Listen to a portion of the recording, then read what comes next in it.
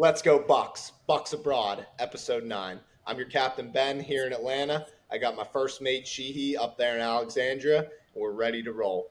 Unfortunately, it's been the theme of this show that we either go one game over 500 or one game below 500. And this homestand, a desperate need to go over 500. We go 3-4. We drop 2 against the Cardinals. And my buddy said it best, Brian, maybe a future guest on the show, said it best. In the terms of football, the Buccos are the Browns and the Cardinals are the Steelers. Just can never overcome them. We'll hang on to one wild card win. Granted, we didn't play them, but it was one wild card win that we hang on to. And we just look like dog crap when we play the Cardinals every single time. It's just expected at this point. It's sad. They just own us each and every year. Drop 2 against them. Then we play the Mets. Paul Skeens is Friday. We'll get into that a little bit later. But 2-2 against the Mets should have definitely been a sweep. Could have easily been a sweep against the Mets. But thank God we took 2 away. We won this afternoon, Monday. But ending this home stretch, Bailey Falter and Jared Jones both going to be out for a period of time. Falter a few weeks, and Jared Jones 1 to 2 months. That's a tough look. But we got 6 games left of the All-Star break, 3-4 on this stand. How you feeling? Well, after we do all of our recaps, I'll really give you a true feel on how I'm feeling, especially after the Jones and Falter news today. But couldn't agree more. We do this show every week. Pirates are always 3 to 4 games under 500. It's crazy. Talk myself into it every week. This is the week. We come out, get a bunch of wins. We're right at 500, maybe even a game above. Shouldn't have dropped 2 to the Cardinals. Should have dropped 1. Could have easily swept the Mets. Sucks Bailey Falter went out in like the 3rd or 4th inning. But I've seen enough Dennis Santana. The problem is with him, actually came out, had a nice start to that inning. Bases juiced, bad situation, strikes the first 2 batters out. Brian Reynolds just can't handle the north side notch. Not really on him. No one can really handle that. But just set up for disaster for Santana. I don't mean to rag on the guy too much. Tough situation. We'll see how it goes. But with these injuries, Luis Ortiz obviously can't come in as a long-handed reliever. He's got to start. So, I will say about the first game with the Mets in Skeens' start, probably my favorite Pirates game I've watched this year. It was awesome. All you can say about that, it was awesome. Today's game was good too, but it's just, I'm tired of treading water, big brain. I'm tired of treading water. And it's endless. It's endless. It's a never-ending cycle of the same. Like 2 to 3, 4 years ago, early 2020s, we were really bad. Really bad. We were like 20 games under 500 right now. So at least we're treading water, but God, this team has the makeup to be good. Maybe not great right now, but good. And we're just below average right now. That's how we've been playing this entire season. I didn't want to get into this till later, but they're just not going to do anything. No, they're just not going to do anything. With Jones out now for 1 to 2 months, they're going to shut him down for the year. They're going to say, we don't want to flare anything up. He's a young rookie. We're just going to shut him down. Bailey Falter's out for a couple weeks. Could see them shutting Bailey Falter down because I don't know what the deal is with this bum-ass owner and general manager who now it's way too late to make a move. The Pirates are mathematically going to be in this wild card race. They're out of the playoffs. I mean, there's no chance this team is even close to a wild card, big brain. There's no chance. We need to start winning now. Now's the time or it's over for real. And literally 1 to 2 bats could make this happen. And with the Jones and Falter news, you got to expect Quinn Priester is going to be back on the rotation. Quinn Priester's pitched well. I actually liked Quinn Priester. His record's bad, but I thought he was fine. That each and every week the offense decides to just not exist for a few pitchers. But let me just talk about that Skeens day. That was just unreal. The 7th inning, yet again, comes out there. his last batter, strikes him out. That crowd was the loudest crowd I've heard in a regular season, the 86th game of the year, and that crowd is reacting like that. How don't you do anything as a manager, owner, and general manager to do something to make those vibes happen each and every week? But dear God, They just and don't want to.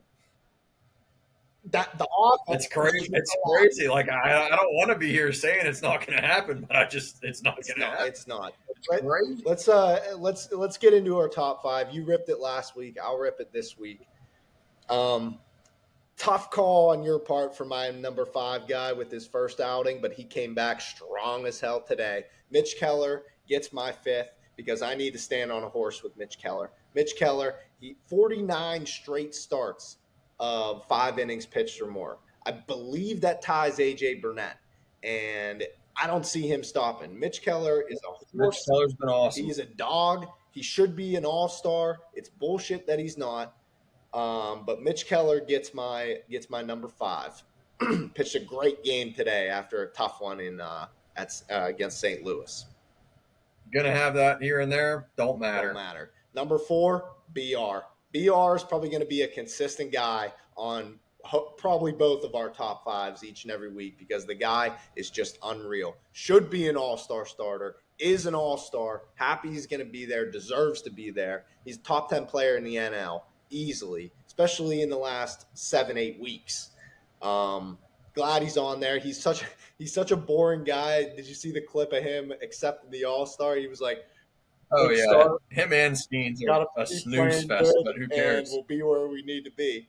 And that was it. So BR, they're a snooze fest, but I don't care. Yeah, who cares? I like who that. Cares? BR gets number 4. He's just been playing great ball. Number 3.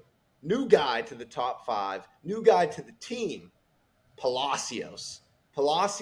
He is just an all-time vibes guy. He's a good locker room guy, good clubhouse guy, and hell, I'd rather have him in right field than Eddie O at this point. He's just a more electric baseball player, and he's not even that good. But like if he's going to be playing – like I like him playing out there every day, so then we can go after just a center fielder because we need a center fielder. But I'm cool with Josh Palacios at number 3. He hit a home run. He's been playing good. He's had a couple clutch RBIs.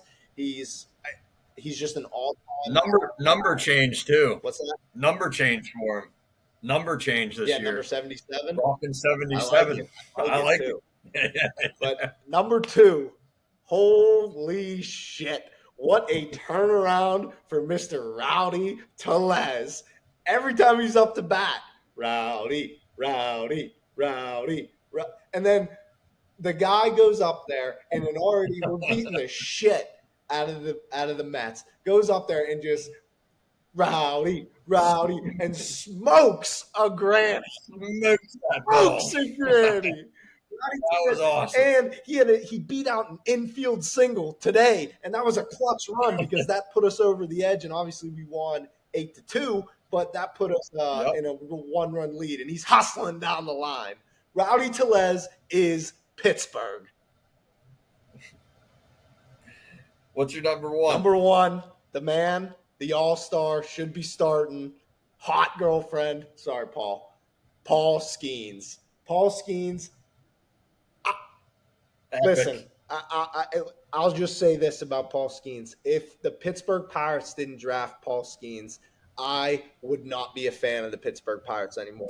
That was the most clear 1-1 in the history of the major leagues. Thank God almighty that we drafted him, and he's on our team doing this. The Pittsburgh Pirates, legend already, Paul Skeens.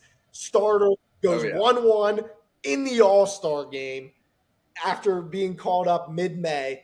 Unreal. The guy is unreal. He just – no MLB lineup has done it. 5-0. He's just unreal. Paul Skeens number 1 this week. Yep. Very similar list to you. I'll just rip it off real quick. Number 5, new guy, Josh Palacios. Worked 5 walks. 5 walks in the last 6 games. Baby. Had a bomb the other day. Gotten a few hits. Playing consistent. Number 5, Josh Palacios. I Hopefully, like he can just remain that way. Number 4, Brian Reynolds, going to be there all year. Could put him anywhere on this list. He's going to be up there all year. Good player, good Pirate, really good cornerstone piece for the franchise.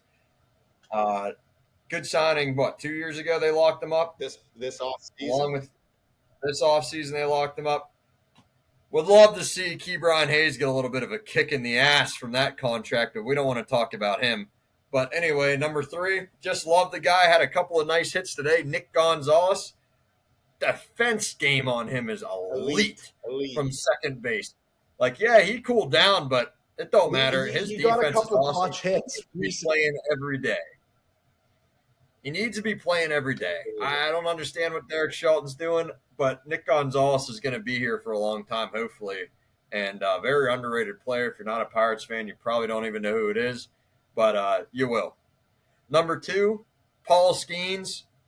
Skeens is master class, unbelievable, 5-0. Should start the All-Star game for the NL. Everybody wants to see Skeens versus Aaron Judge, and everyone's going to rise up.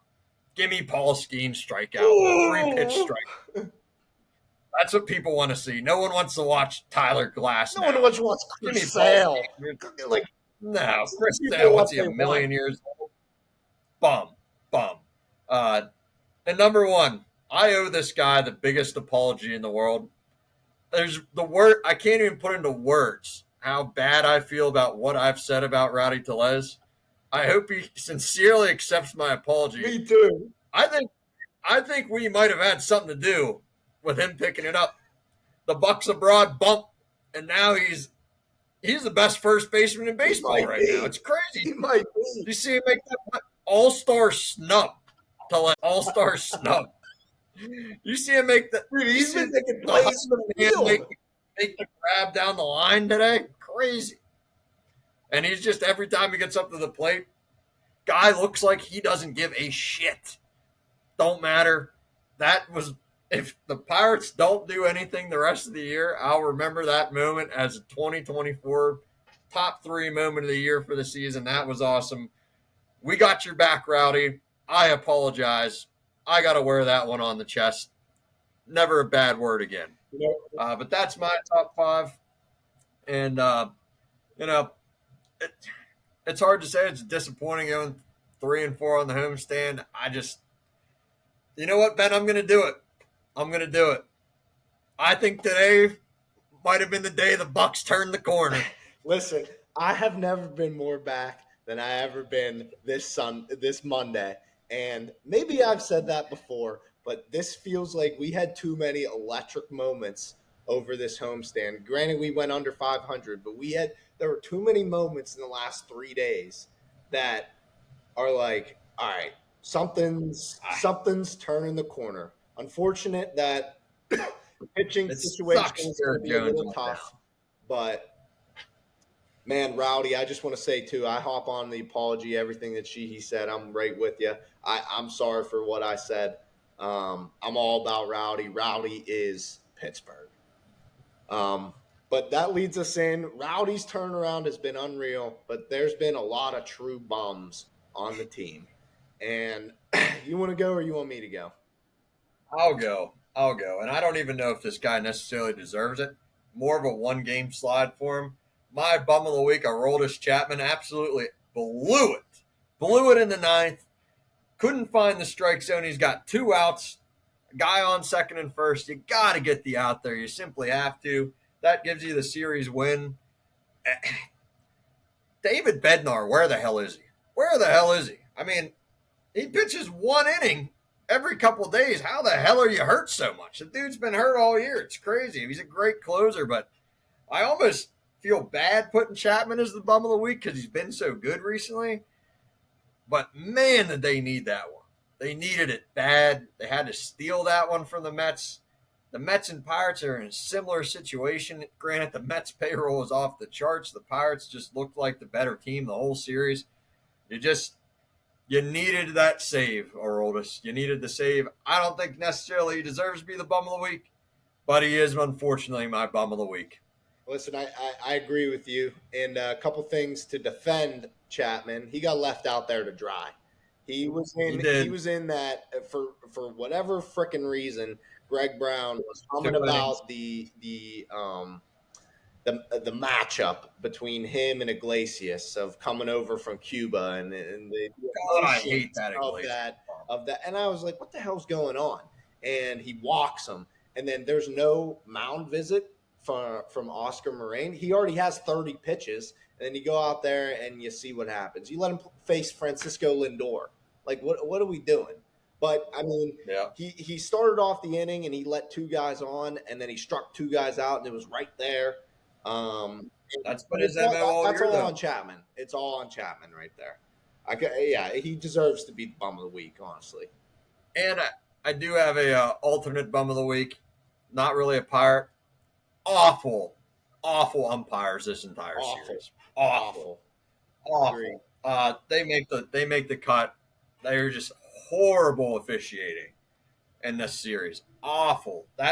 Those Shelton getting tossed. I'm actually shocked he showed up outside the dugout because he hates to do that. But for Jack Sawinski, who doesn't say anything to anyone, the clip of him Dude, he had getting balled, that was six balls that he struck out on.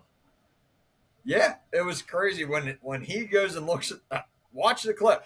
He looks at the umpire and goes, "Timeout, Yeah, timeout. yeah. This is outrageous, outrageous." And that, you know what, the Pirates they were Dude, that was they were right loaded there. up If they 5-2. block They him, didn't lock another guy in. dude, that was the game That's right there. I know it sucks. So they make my shit list, but that's baseball. No crying in baseball. That's baseball for you. But my bum of the week, and okay, he hit a no doubter in the beatdown against the Mets, but I don't care. It's our catcher situation. Our catcher situation is bad. It's bad. It's really bad. Grandal stinks.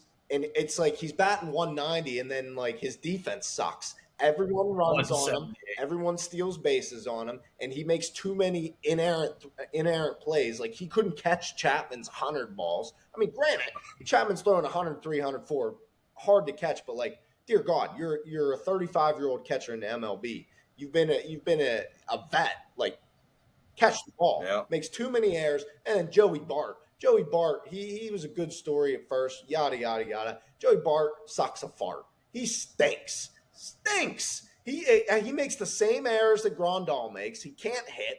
It's just, and then you got Henry Davis in and out of concussion protocol, just getting sent down to AAA. Fuck it. Bring us back, Henry. Bring us back to head case. Who cares? It's Give me delay every day because I know what I'm getting out of delay. I'm getting 200 and I'm getting solid defense, and I'm fine with that. But with Grandal and Joey It's Bart, time it's for like Henry Davis. you're getting inconsistent bullshit. So our catcher situation is the bum of the week because it's bad. It's time for Henry Davis to hit the road at all, like any means necessary. Get something for him. Don't care what it is. He stinks. He's a bust. It happens. Unfortunately for the Pirates, it's happened too many times. Paul Skeens saved their ass, clearly, with the way they draft. And obviously, you're not going to hit on every 101. But Henry Davis, my God, what an asshole. He stinks. He's a sourpuss. He just wants out of Pittsburgh. Send him somewhere else. I guarantee he tries to shit on this organization. It don't matter. He's just a bum. He's terrible. He's terrible. He's an embarrassment. And he's a total bust, one of the biggest busts in the last 10 years in the MLB. Bold statement there. But listen, this is the penultimate episode before the All-Star break. We got a little special something planned for the All-Star break, so stay tuned for that. But we got 6 games to finish out the first half of the season. 3 at the Brewers, our other big brother. It's like we can never beat the Brewers either.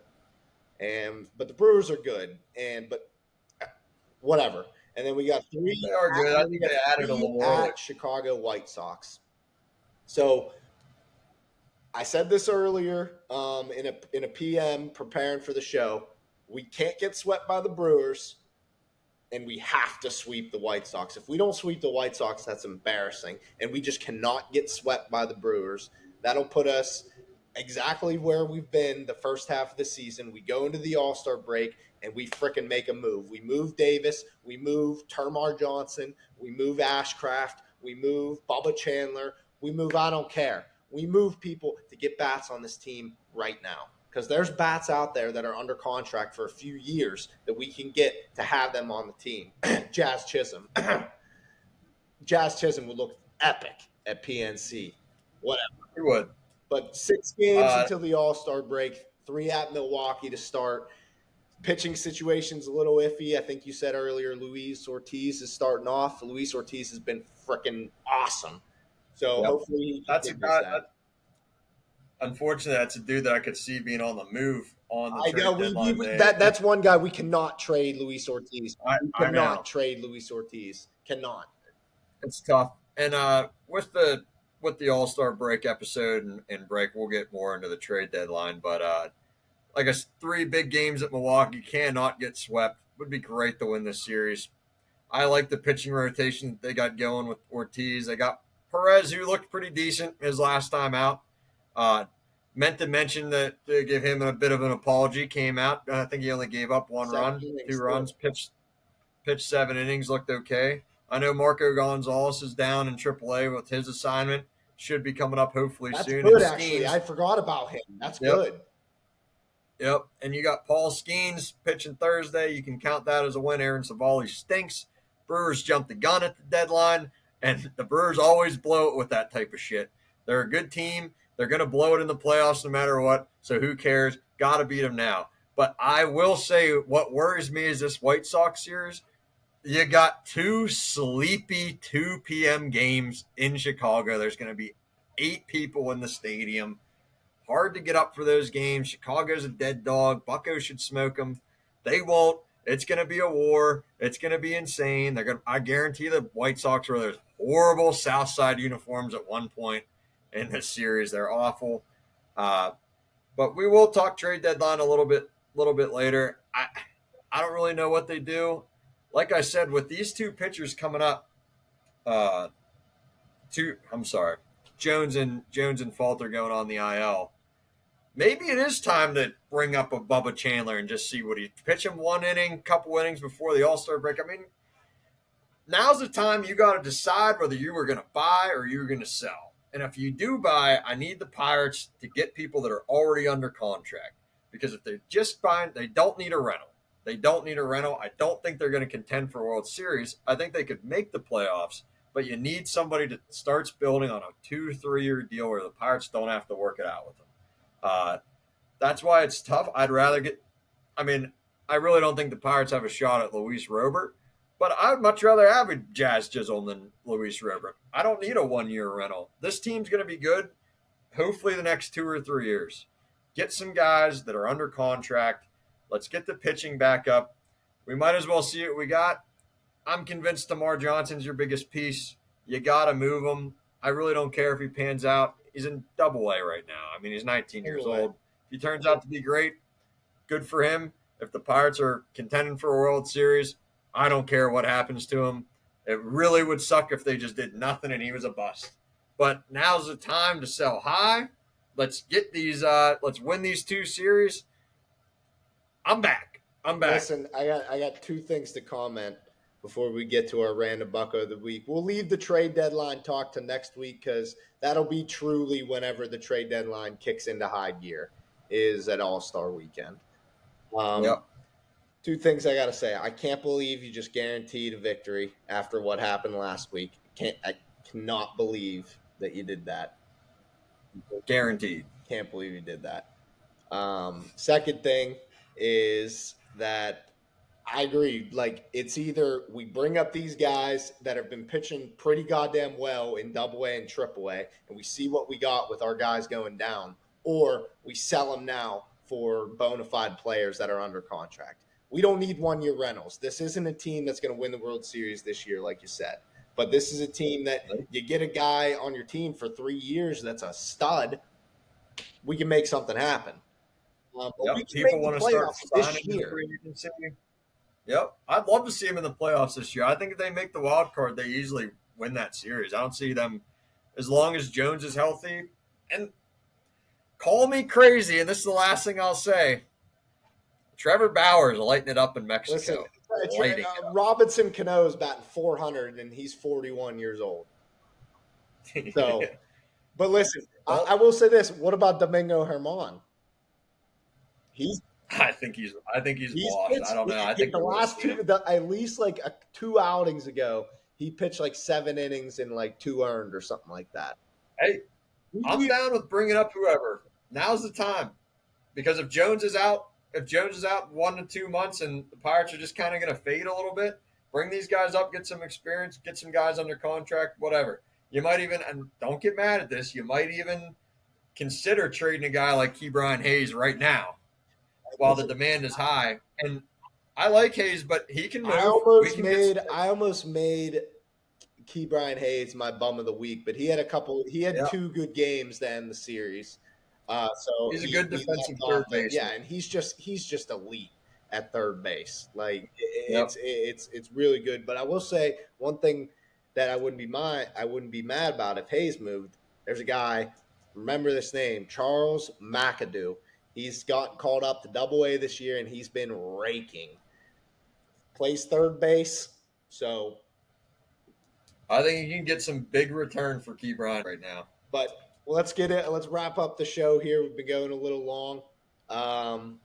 You hit us with your random of the week.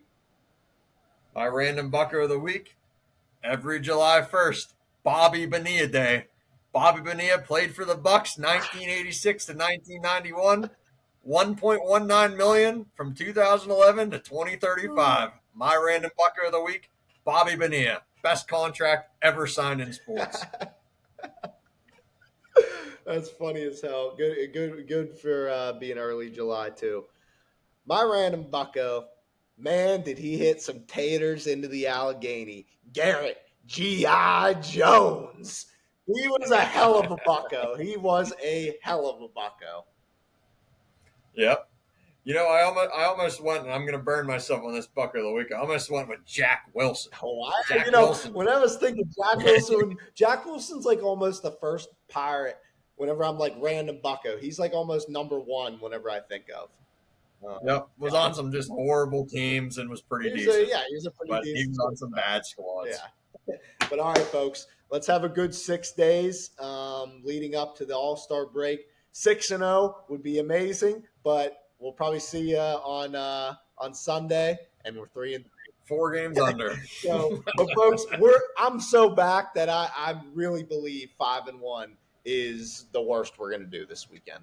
We're definitely dropping one to the Brewers, but we're definitely sweeping the White Sox. I don't care. That's a Benny B guarantee sweep. Take it easy.